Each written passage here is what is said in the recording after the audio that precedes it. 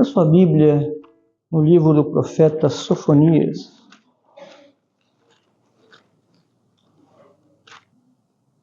A palavra de Deus nos diz assim, eu peço à igreja que acompanhe, capítulo 2, versículos 1 a 3.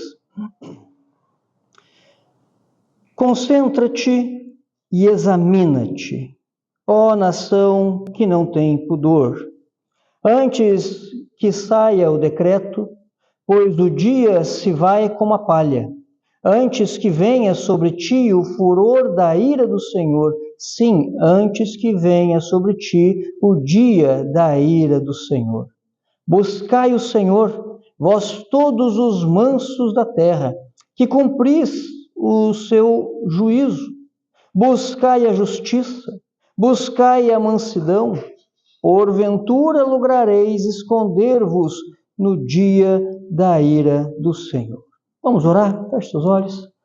Pai amado, nós temos diante de nós a Tua palavra aberta e nós queremos e precisamos compreender o que o Senhor deseja nos falar nesta noite. Por isso, ó Deus, suplicamos a Ti a iluminação do Teu Santo Espírito, para que possamos compreender a Tua palavra e saibamos como aplicar em nossa vida. E assim, ó Deus, venhamos a glorificar o Teu nome. É assim que nós Te suplicamos, ó Deus, em nome de Jesus. Amém. Você já percebeu, meu irmão, minha irmã, que estamos vivendo dias em que a paz parece cada vez mais distante das pessoas,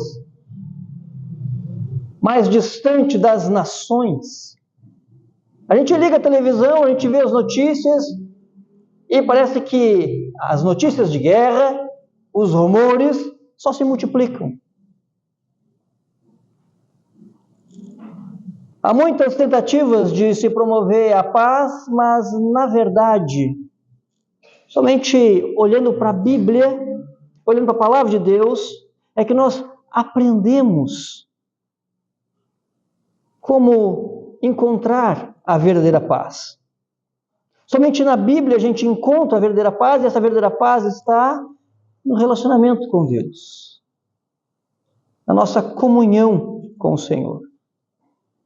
No tempo do profeta Sofonias, o povo de Deus estava distante do Senhor. E a gente já tem visto isso em exposições anteriores dessa mesma profecia.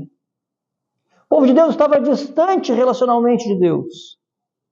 Estava misturando a adoração ao Senhor com adorações pagãs.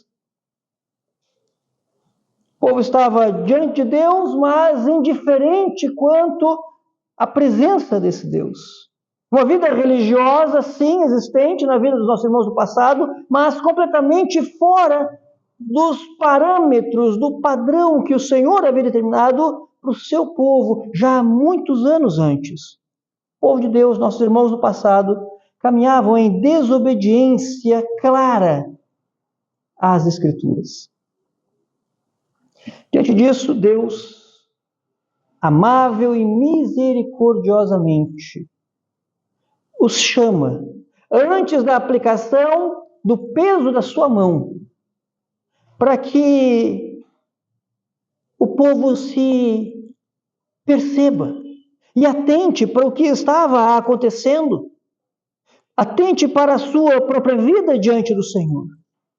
Antes da chegada do cativeiro, antes da chegada do peso da mão de Deus, antes da chegada de uma nação violenta contra o povo de Deus, que vinha como punição do Senhor diante do pecado dos nossos irmãos do passado, o Senhor chama os nossos irmãos para que eles tomem consciência de tudo o que está acontecendo e do que estava por vir. É nesse chamado de Deus que nós também somos alertados nos dias de hoje. Há duas atitudes que Deus exige do pecador. Duas atitudes que Deus exige de você e de mim, que Deus exige dos pecadores. Sofonias, como nós temos visto, é um dos profetas que vinha trazendo o alerta de Deus para o povo do Senhor. Ele já havia falado sobre as ameaças contra Judá e Jerusalém, por conta da idolatria, do distanciamento do relacionamento com Deus. Ele já havia falado claramente sobre o grande dia do Senhor, um dia violento, um dia sanguinário, que até mesmo o homem mais valente temeria.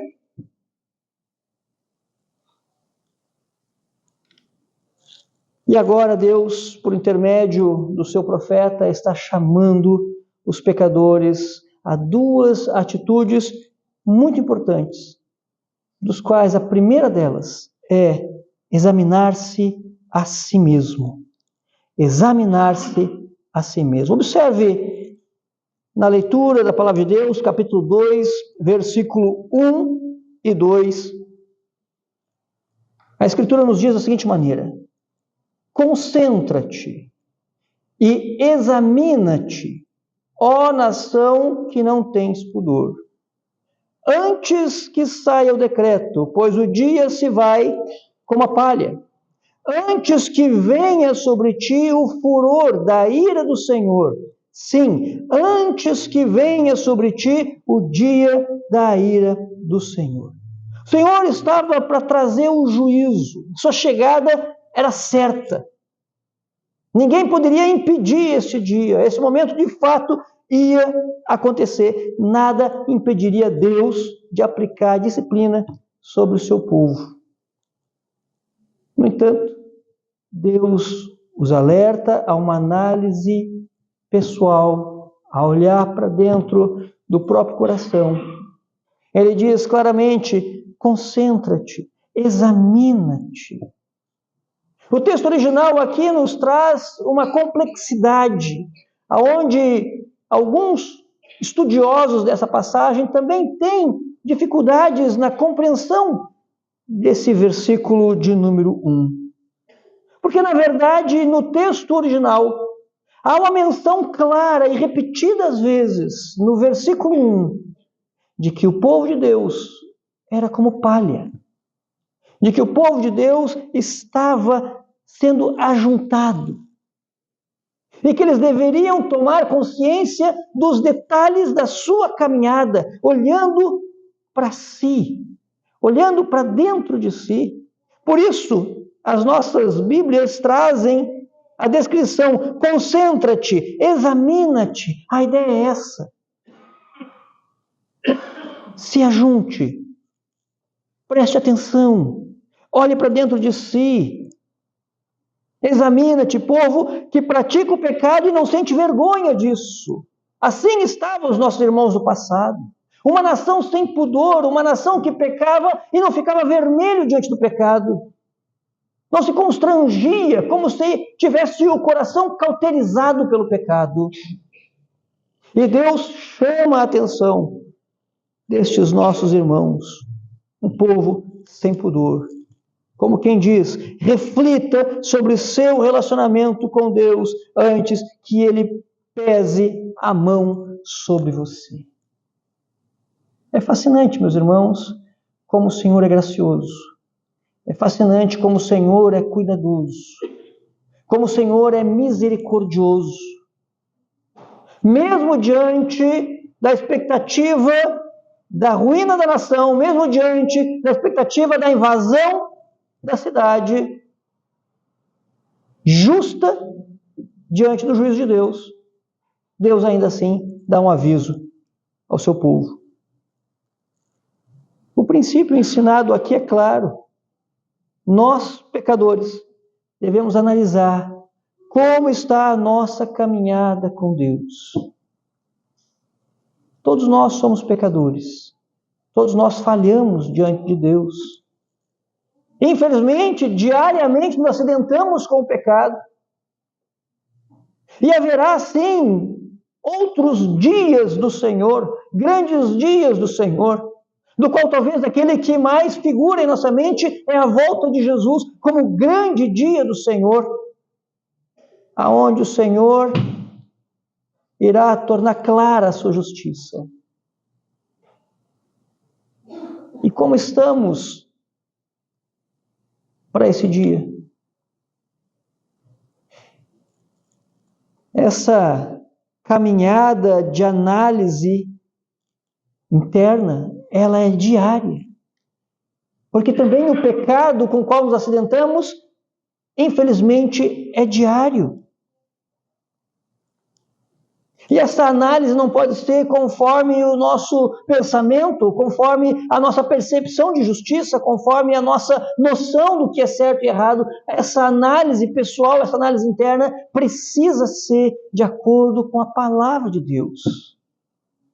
Que, diante do contexto de Sofonias e os nossos irmãos de sua época, configurava nos mandamentos entregues a Moisés. Configurava no conjunto dos 5 primeiros livros, que descrevia como deveria caminhar o povo de Deus, como deveria se comportar o povo de Deus em relação a outras nações, em relação ao seu relacionamento interrelacional, interpessoal, e também no seu relacionamento com Deus. Não era possível uma análise interna desconsiderando os mandamentos, desconsiderando a palavra de Deus, fazendo conforme aquilo que julgasse ser a melhor análise. A análise de nossa vida com Deus precisa ser de acordo com os princípios do próprio Deus. Essa análise deve ser do modo como o Senhor também torna claro à igreja de Corinto. Eu te convido mais uma vez a abrir, sem desmarcar onde nós estamos, a passagem de 1 Coríntios, capítulo 11, uma passagem que nós temos mensalmente, por ocasião da ceia do Senhor, sido relembrados. 1 Coríntios, capítulo 11, versículo 28, quando Deus, por intermédio de Paulo, instrui a igreja a fazer a mesma coisa que os nossos irmãos do tempo de Sofonias.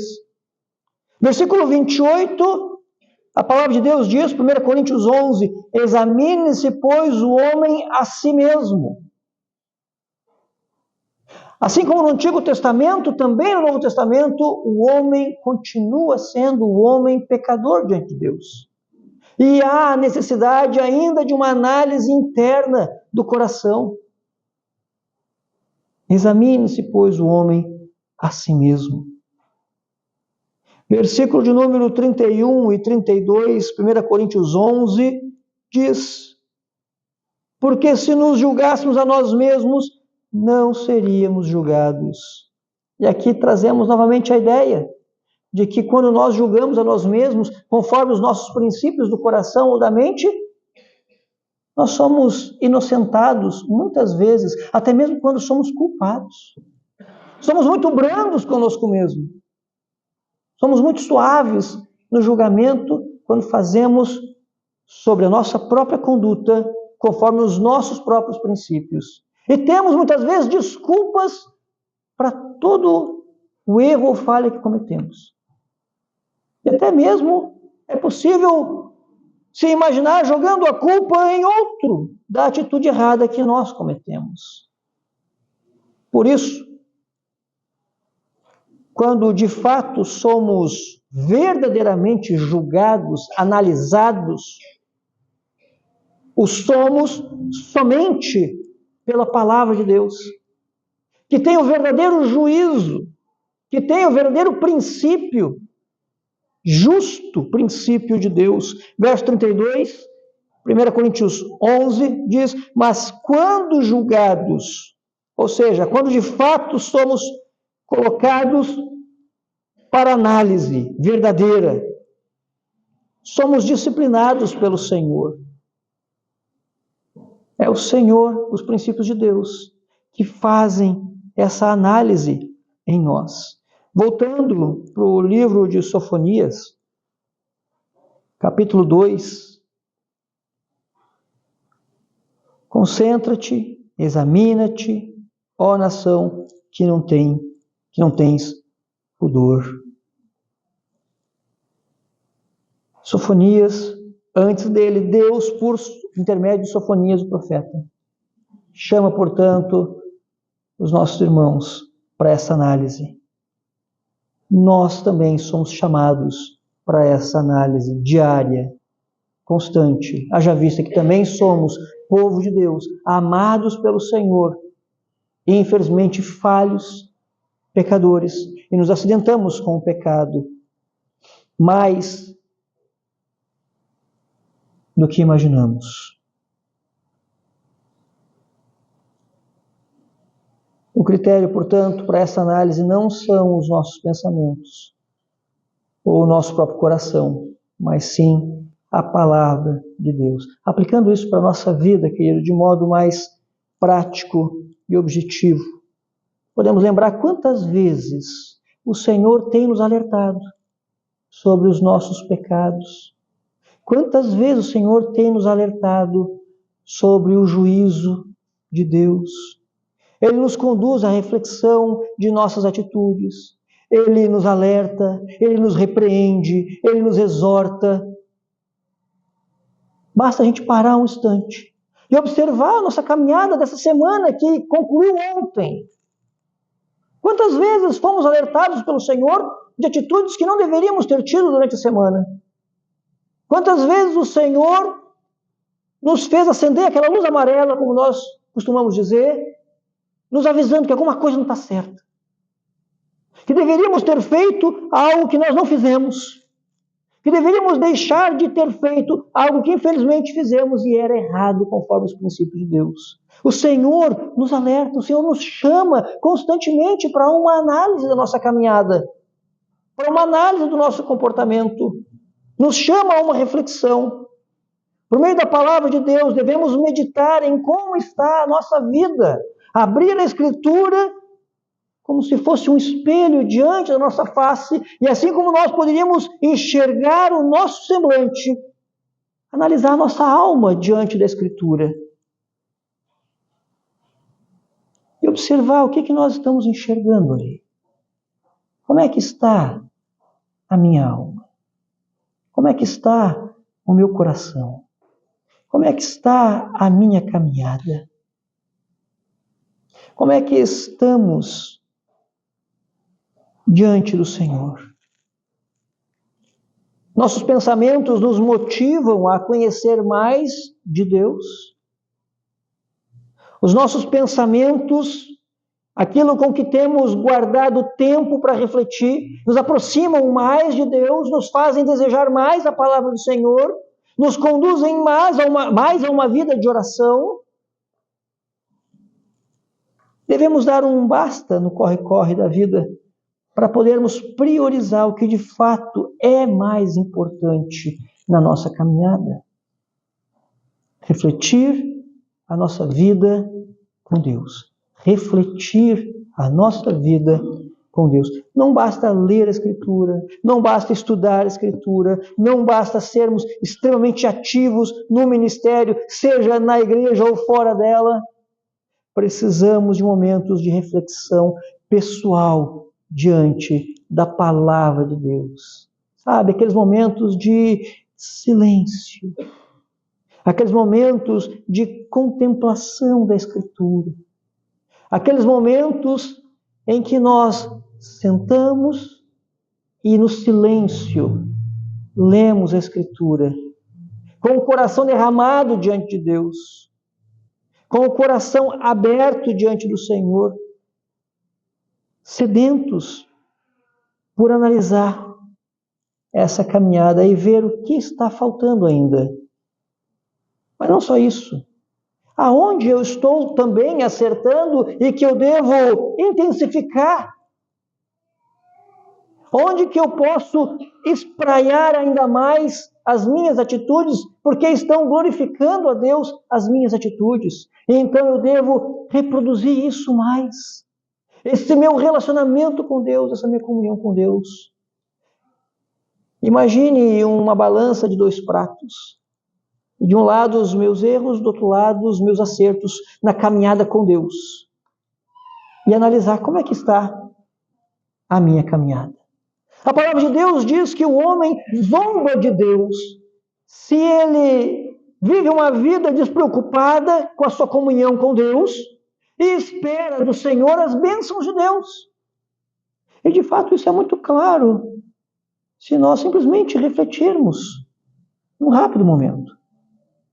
Se a minha comunhão não está bem com Deus, como que eu posso esperar as bênçãos de Deus? Ainda que Deus não faça uma troca, e não é possível uma barganha com Deus, mas é natural diante da aliança do Senhor que a nossa atitude, coerente com os mandamentos do Senhor, atraia também as bênçãos de Deus para a nossa vida. Não viver de acordo com os mandamentos do Senhor e aguardar que Ele abençoe é zombar de Deus. Mas há uma segunda e última atitude que Deus exige do pecador nesta passagem de 3 versículos que nós temos diante de nós nessa noite. E a segunda atitude que Deus exige do pecador é que ele busque ao Senhor.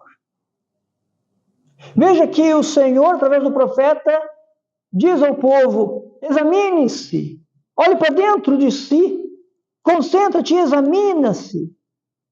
E em segundo lugar, ele diz: busque o Senhor.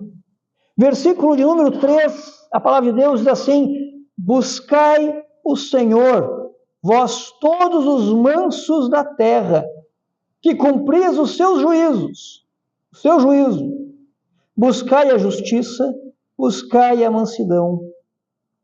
Porventura, lograreis esconder-vos no dia da ira do Senhor. Deus é claro, mais uma vez, para com o seu povo, para com cada um de nós. Ele diz, em curtas palavras: buscai o Senhor. Buscai o Senhor. Essa expressão traz a ideia de que o povo deveria se arrepender dos seus pecados, da sua rebeldia. Se nós olhássemos os versículos anteriores do capítulo 1 dessa profecia, nós lembraríamos que o povo de Deus estava em rebelião contra Deus.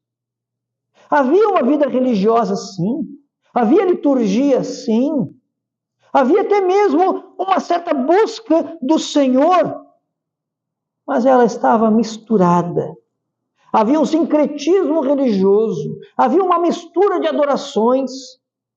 Adoravam ao Deus de Israel, mas também adoravam a outros deuses. Adoravam a Baal, adoravam a Milcom. Havia uma mistura, havia uma bagunça espiritual, uma bagunça relacional, podemos dizer. Como se o povo pudesse adorar a Deus e ao mesmo tempo adorar qualquer outro ídolo do coração. Adorar a Deus e então juntar essa adoração a qualquer outra coisa.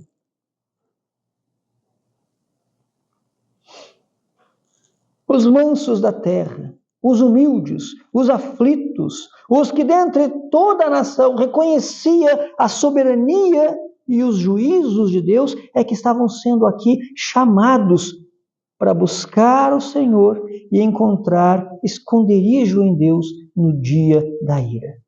Igualmente, pecadores, porque todo ser humano é pecador, mas conhecedores relacionalmente dos juízos de Deus. Buscai o Senhor, vós todos os mansos da terra, que cumpris seu juízo. Havia, e Deus ainda preservaria um remanescente fiel. E esse remanescente está sendo chamado, está sendo dito a ele: busque ao Senhor. Busque o Senhor. Perceba que eles não escapariam do dia da ira do Senhor. Era certo que esse dia vinha. Era certo que a invasão ia acontecer. Eles não iam escapar deste dia, de sofrer essa invasão. Mas na invasão seriam preservados. Na invasão encontrariam refúgio no Senhor.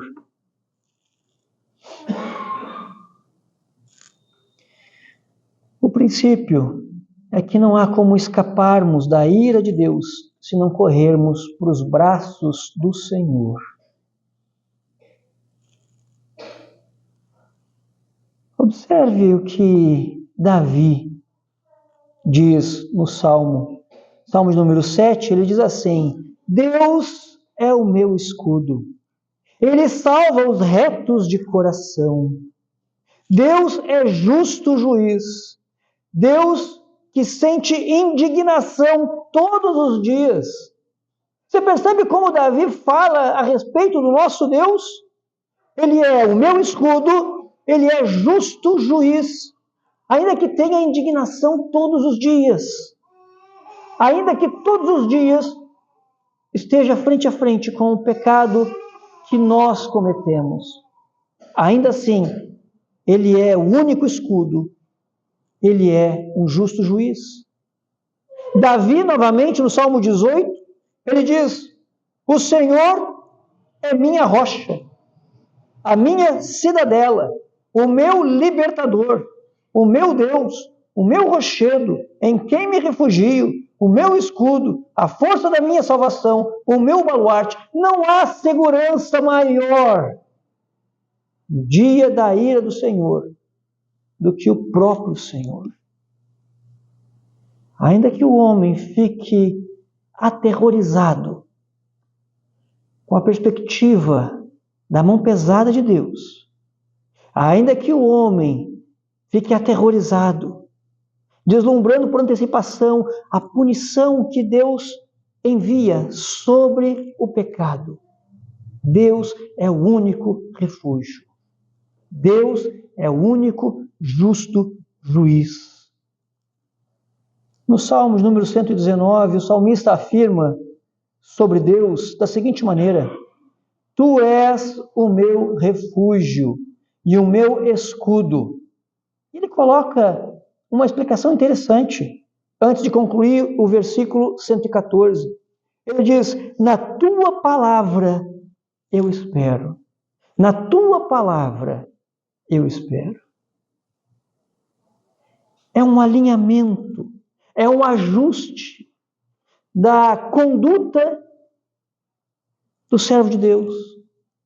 Um alinhamento com os mandamentos do Senhor, um alinhamento com as ordens de Deus, um alinhamento com os princípios da palavra de Deus, que nos faz enxergar o refúgio, que nos faz enxergar o escudo, e que estes atributos estão em Deus, no Deus que é o juiz, no Deus que pune o pecado, que também é o Deus que socorre, que acolhe. De modo que a palavra de Deus, de modo geral, nos apresenta que nós não deveríamos temer coisa alguma, senão unicamente o próprio Senhor. Aliás, o princípio da sabedoria é temer a Deus. E temer o Senhor é estar ativamente preocupado e exercer, desenvolver na sua vida os princípios que o Senhor nos ordena na sua palavra. Ao pecador não há outra direção para correr a fim de encontrar socorro, senão na direção de Deus. Porventura lograreis esconder-vos no dia da ira do Senhor. Não vai ser liberto, não vai ser livre de passar pelo dia da ira, mas no dia da ira vai ser protegido pelo próprio Senhor. Aplicando em nossa vida o princípio da palavra de Deus, vemos que devemos sempre buscar a comunhão com o Senhor. O pecado traz vergonha ao pecador que conhece a Deus. O pecador que tem um relacionamento com o Senhor, ao se envolver com o pecado, sente-se constrangido. O Espírito de Deus traz tristeza ao nosso coração ao nos fazer enxergar que falhamos com Deus, que erramos com Deus. E porventura pode ser que o terror tome conta do nosso coração diante do pecado que cometemos, ou da repetição do pecado que estamos cometendo. E isso pode até mesmo motivar o pecador a não se voltar para o Senhor. Como quem diz a si mesmo: como é que eu posso me voltar para Deus Se dia após dia eu estou errando na mesma coisa, como é que eu posso me voltar para Deus se eu não consigo mudar? Deus vai acabar comigo. Mas não há outra direção para correr. A direção para nós corrermos é a direção do Senhor. É voltarmos em comunhão com Deus. É reconhecer que nós somos como palha. É reconhecer que nós somos frágeis. Que nós somos fracos, necessitados. Que não conseguimos resolver as nossas questões sozinhos. Sermos humildes diante de Deus. E sempre nos voltarmos para Deus. Senhor, eu errei. Me perdoa. Senhor, preciso de Ti. Senhor, me fortalece. Se agarrar em Deus. Reconhecendo a nossa condição humana. Muitas vezes somos rebeldes contra Deus. Nos voltarmos para o Senhor é necessário. Sempre. Não devemos ter vergonha de nos humilharmos, nem medo de arrependidos confessar o nosso pecado a Deus. Deus nunca vai rejeitar um coração quebrantado. Ainda que nós pensemos, como que Deus vai me receber de novo? Como que Deus vai mudar a minha situação? De novo eu estou cometendo esse erro. Devemos sim crescer na comunhão com Deus, sermos fortalecidos no Senhor, vencermos as tentações e sermos cada vez mais parecidos com Jesus. Mas ainda assim, durante toda a nossa caminhada, infelizmente, cometeremos falhas. E em todo momento das nossas falhas, devemos nos voltar para o Senhor, devemos buscar a Deus. Quero te convidar a abrir sua Bíblia em Provérbios 28, 13, para juntos lermos este versículo, concluindo a mensagem dessa noite. Provérbios 28, versículo 13. Enquanto isso, quero convidar os nossos irmãos do grupo musical também, para virem à frente, a fim de nos conduzirem, depois da leitura, em resposta a Deus, cantando.